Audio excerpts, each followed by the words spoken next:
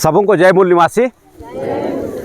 तो साथियों, आप लोगों के बीच में अभी जो मुलाकात हम लोग कर रहे हैं बहुत ख़ास मकसद और वजह के साथ में कर रहे हैं।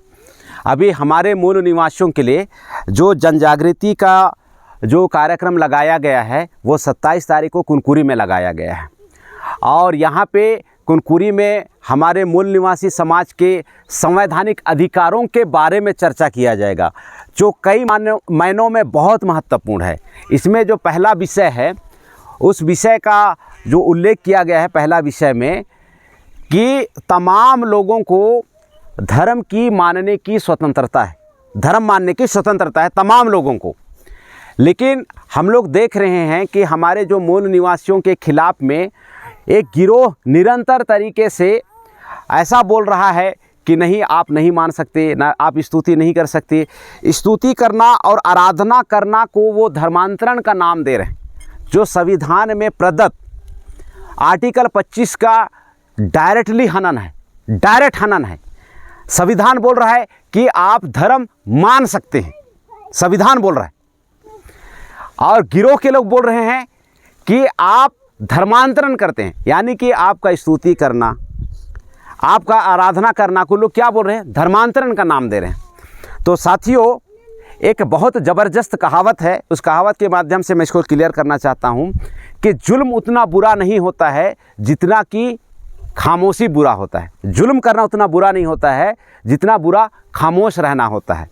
तो साथियों, ये जो 27 तारीख को कार्यक्रम जो ऑर्गेनाइज हो रहा है, इस 27 तारीख के कार्यक्रम में हमारे जशपुर ज़िला से बहुत सारे लोग वहाँ पे इकट्ठा हो रहे हैं, जहाँ पे संविधान की आप लोगों को विशेष जानकारी मिलेगा, ताकि आप लोग निर्भीकता के साथ में, स्वतंत्रता के साथ में आप अपनी धार्मिक जीवन को आप जी सकते हैं। इसलिए आप समस्त लोगों से अपील है कि बड़ी संख्या में आप वहाँ पे ज़रूर आइए। और आप लोग तो आइए ही आइए, आपके जितने भी जो परिचित के लोग हैं, आपके जो रिश्तेदार हैं, आपके जो दूर दूर तक जो जान पहचान के लोग हैं, कॉलेज के दोस्त लोग हैं, स्कूल के दोस्त लोग हैं, ससुराल है, मायका है, मेरा गांव है, ऐसा तमाम लोगों को बड़ी संख्या में वहाँ से आप लोग वहाँ पे शामिल होने के बोलिए। और दूसरा है इसमें विषय, वो विषय किसानों के ऊपर में, किसानों के ऊपर में। तो यहाँ पे उपस्थित जितने भी किसान हैं सब के सब यहाँ पे लखपति किसान हैं। लेकिन हम लोग गलत सरकार को चुनने के वजह से, गलत पार्टी को चुनने के वजह से, गलत व्यक्ति को चुनने के वजह से हम लोग यहाँ पे सबके सब हजारपति हो गए। कैसे, मैं आप लोगों को बता रहा हूँ। अभी जैसे उदाहरण के लिए, आप लोग अगर दाल 10 क्विंटल कमाते हैं यहाँ पे, सब कोई नहीं कमाता है, लेकिन उदाहरण के लिए ऐसा समझ लीजिए कि सब कोई 10 क्विंटल दाल कमा रहा है। तो आप जब किसी बनिया के पास में जाके बेचते हैं अनाजों को, तो आपसे 40 रुपये 50 रुपये प्रति किलो में लिया जाता है। लिया जाता है कि नहीं लिया जाता है? और जब उन लोग बेचता है तो आपको 50 रुपये में बेचता है क्या? उन लोग 100 रुपया 120 रुपया। तो इसी चीज़ को हमारे जो दिल्ली में जो किसान आंदोलन कर रहे हैं, दिल्ली में जो प्रोटेस्ट कर रहे हैं, हमारे पंजाब के, हरियाणा के वो जो किसान भाई लोग बहुत जागरूक हैं, मैं उनके सम्मान में एक बार ताली के थोड़ा सा अपील करूँगा आप लोगों से। तो वो साथी लोग जान रहे हैं, समझ रहे हैं कि हर फसल का न्यूनतम समर्थन मूल्य हर किसानों के लिए कितना ज़रूरी है। अभी देखिए, जो भाजपा का जो केंद्र सरकार है किसानों के विरोध में है, वो किसानों के लिए न्यूनतम समर्थन मूल्य नहीं दे रहा है। अगर यहाँ पे एक उदाहरण के माध्यम से समझा जाए कि न्यूनतम समर्थन मूल्य का कानून अगर लागू हो जाए तो आप लोग जो हजारपति आज के डेट में हैं कैसे लखपति पहुँच जाएंगे, मैं एक छोटा सा उदाहरण के माध्यम से क्लियर कर रहा हूँ। अगर हमारी सरकार जब बनेगी तो हम लोग किसानों के लिए न्यूनतम समर्थन मूल्य का कानून बनाएंगे। और नियम क्या रहेगा कि दाल का जो न्यूनतम समर्थन मूल्य है, उड़द का, राहड़ का, मसूर का, वो 100 रुपया प्रति किलो होगा। यानी कि कोई भी व्यापारी और सरकार जब भी आपसे अनाजों को खरीदेगी, दाल को, तो 100 रुपया प्रति किलो के दर से खरीदेगी। अभी क्या है, 40 रुपया, कानून बन जाने पे 60 रुपया। तो 10 क्विंटल का आपके पास में अगर 40,000 रुपया आ रहा है अभी के कानून में, है ना, जहाँ पे कानून ही नहीं बना है, न्यूनतम समर्थन मूल्य नहीं बना है, कानून बन जाने के बाद में ये 100 रुपया प्रति किलो हो जाएगा। तो 10 क्विंटल में सीधा सी बात है साहब, आपके पास में 1 लाख रुपया आ जाएगा। दाल का उत्पादन पहले कितना था? 10 क्विंटल ही था। अभी उत्पादन 10 क्विंटल ही है, लेकिन थोड़ा सा नियम का बदलाव आ जाने से कहाँ 40,000 और कहाँ 1 लाख रुपया। ये है न्यूनतम समर्थन मूल्य। ये सिर्फ किसानों के लिए नहीं दिया है, बाकी जैसे जो बड़े बड़े उद्योगपति लोग हैं, जो देश के पूंजीपति लोग हैं, उन लोग अपने कारोबार का न्यूनतम समर्थन मूल्य शुरू से ले रहा है। अभी जैसे हमारी बहन है इधर सामने खड़ी हुई है, आप किसी दुकान में जाइएगा और आपको बहुत अच्छा सा जो सूट है और साड़ी है वो पसंद आता है, आप दुकानदार को बोलिएगा कि ये जो अच्छा दिख रहा है, ये जो सूट है, मैं इसका सिर्फ 100 रुपया दूंगी आपको, क्योंकि मेरे को देने का इच्छा है। ऐसा पूरे हमारे लोग, समस्त ग्राहक लोग अगर ऐसा बोलना शुरू करें तो दुकानदार देगा क्या? वो क्या है, लागत मूल्य निकालेगा, वो अपना मुनाफा निकालेगा, उसके बाद में बोलेगा कि इसका जो MRP रेट है, MRP का फुल फॉर्म होता है मैक्सिमम रेट प्राइस, ऐसा कुछ इसका फुल फॉर्म होता है, MRP मैक्सिमम रेट प्राइस। हाँ, और किसान क्या बोल रहा है, minimum support price, MSP minimum support price. तो केंद्र सरकार ऐसा भेदभाव करता है। अपने उद्योगपतियों के लिए कानून बनाया है कि यार ठीक है, आप उत्पादन करो और अपने हिसाब से दाम रखो, और किसानों के लिए मतलब 1950 में संविधान लागू हुआ, संविधान के विरोध में जाने के बाद में केंद्र सरकार निर्णय ले रहा है कि किसानों को कोई अधिकार नहीं।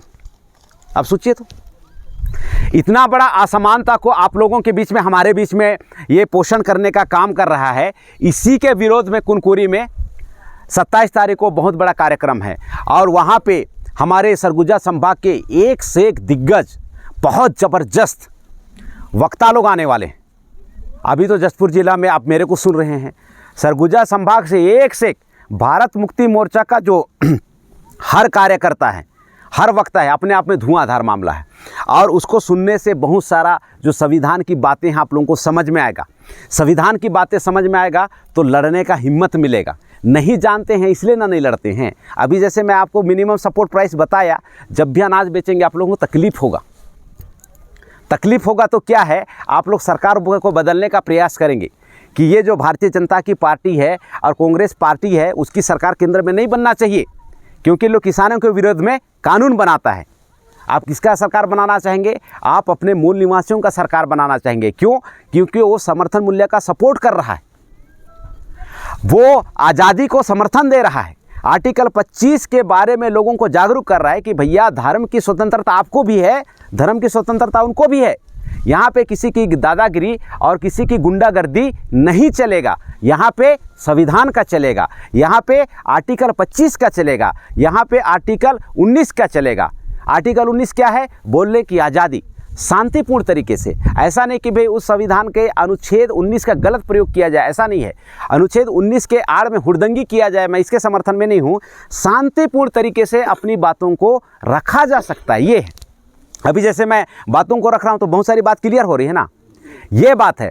उसके बाद में साथियों इसमें आखिरी मुद्दा है 8वें नंबर पे, जो एक विषय है, शिक्षित युवाओं को नौकरी ना देके, शिक्षित युवाओं को नौकरी ना देके धर्म के नाम पे और गौ मांस के नाम पे राजनीति करना, राजनीति करने के षड्यंत्र का पर्दाफाश एक आखिरी विषय है। अभी हर युवाओं को रोजगार चाहिए। अभी आप लोगों को सुन के हैरानी हो जाएगा कि पूरे समय में सबसे जो लोवेस्ट जीडीपी है, ग्रोथ डोमेस्टिक प्रोडक्ट की सबसे निचले दर्जे पे है। नरेंद्र मोदी जो प्रधानमंत्री अभी बना है ना, न्यूज़पेपर में विकास कर रहा है, उसका बड़ा बड़ा फोटो छपता है और देश का विकास करेंगे, देश का विकास करेंगे। यहाँ पे सिद्धांत क्या है कि जब प्रति आदमी का आय जब विकसित होगा, बड़ा होगा, तभी तो देश में ज़्यादा आय जाएगा। अब इधर क्या है कि नौकरी देने का ठिकाना नहीं है। यहाँ पे आप लोग कितने सारे लोग खड़े हैं, इस साल में इस परिवार के कितने लोगों का नौकरी लगा? थोड़ा सा जिसका भी नौकरी लगा हाथ खड़ा करके समर्थन दीजिएगा। तो यहाँ पे इतने सारे लोग जो खड़े हैं, आप लोग 2023 में कितने परिवार से नौकरी लगा है? यहाँ पे थोड़ा सा हाथ खड़े करेंगे तो नहीं लगा है। नरेंद्र मोदी जो देश का प्रधानमंत्री है, उसको प्रधानमंत्री के नाम से भी जाना जाता है और बहुत ठगता है उसके नाम से भी जाना जाता है ना, बहुत ठगता है उसके नाम से भी जाना जाता है। वो क्या बोल रहा है कि हम देश का विकास करेंगे और जीडीपी को ग्रोथ करेंगे। ग्रोथ डोमेस्टिक प्रोडक्ट मतलब कि जो सकल घरेलू उत्पाद बोलते हैं हिंदी में, उसका बढ़ाएंगे। भाई जनता का नहीं बढ़ेगा तो देश का कैसे बढ़ेगा? संभव है क्या? नहीं है। तो नौकरी यहाँ पे दे नहीं रहा है, तो वो प्रोपोगंडा किस में है? टीवी में है। और प्रोपोगंडा किस में है? अखबार पेपर में है। और हमारे लोग अखबार का जो खबर को है ना, उस जो प्रोपोगंडा है, जो षड्यंत्र किया जा रहा है, उसको सोचता है अरे बाप रे खबर है, देश ग्रोथ कर रहा है। पूरे विश्व के अर्थशास्त्री लोग हैरान हो गया, भारत कैसा देश है। बोल रहा है कि यहाँ का जीडीपी ग्रोथ, मतलब कि यहाँ के लोगों के पास में बहुत तरक्की हो रहा है, बहुत ग्रोथ हो रहा है ऐसा।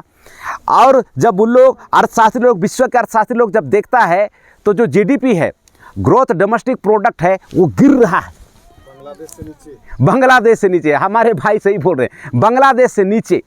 तो ये जो कांग्रेस और भाजपा है, मूल निवासी समाज के लिए, यानी कि एससी के लिए, एसटी के लिए और ओबीसी के लिए भयंकर घातक है, जहर के समान है। क्योंकि इन लोग समुचित रूप से षड्यंत्र करके हमारे लोगों को बर्बाद कर रहे हैं। अखबार में छापता है, टीवी में छापता है कि देश ऐसा हो रहा है, देश तरक्की कर रहा है, देश ऐसा कर रहा है, वैसा कर रहा है, लेकिन ग्राउंड में रियलिटी ये है कि ये लोगों के लिए, जनता के लिए ये लोग कुछ भी नहीं कर रहा है।